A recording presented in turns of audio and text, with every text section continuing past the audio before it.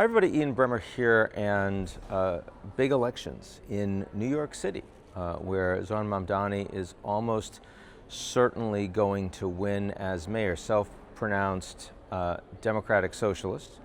There are other major elections going on, a big proposition in California in terms of whether or not there's going to be redistricting allowed in response to what we saw in Texas. That'll certainly pass by a long margin. Also big elections in New Jersey and in Virginia, where centrist Democrats are likely to win. But it is the New York mayorship that is getting everyone's attention, in part because this is a significant left-wing grassroots populist candidate, extremely young, very different from what the country has been seeing over the past years, and also in a sense a reaction to the populism that we've had on the right with Donald Trump, but a very, very different demographic.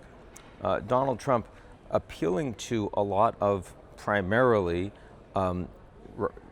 right-wing, working class, manufacturing base, military communities, men.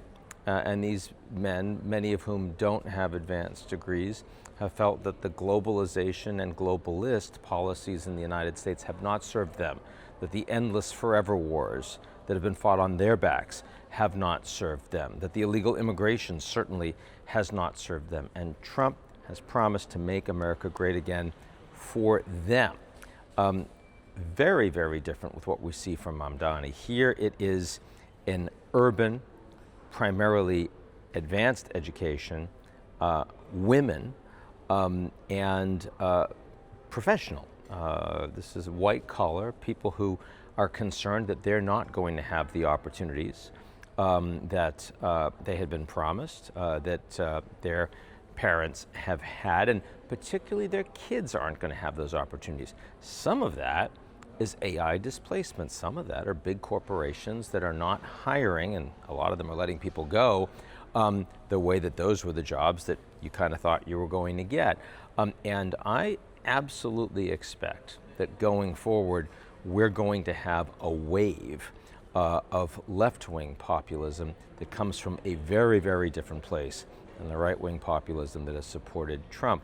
And interestingly and importantly, the existing Democratic Party is not well situated to pick that up and to attract those voters. And neither is Trump, which means not that Mamdani is going to be a great national figure. I don't expect that, because his personal positions on Israel-Palestine and on identity politics don't necessarily resonate with most of the country.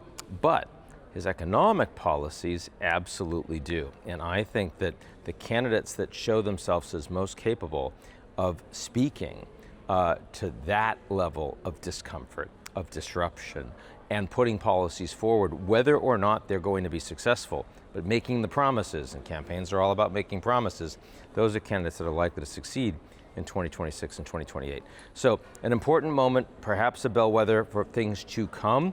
The other big thing, of course, is that President Trump wants Mamdani to win as a foil, as someone that he is intending to go to war against, even though he most recently endorsed, essentially, Andrew Cuomo, someone who has been more personally aligned with him and someone he can do deals with, but Mamdani is more politically expedient and useful, and that is what we are likely to see. More partisanship, more of a gap between Americans on the left and Americans on the right, thinking that each other is the problem. Wish we weren't going to see that. That is where we're heading, and we'll take it from there.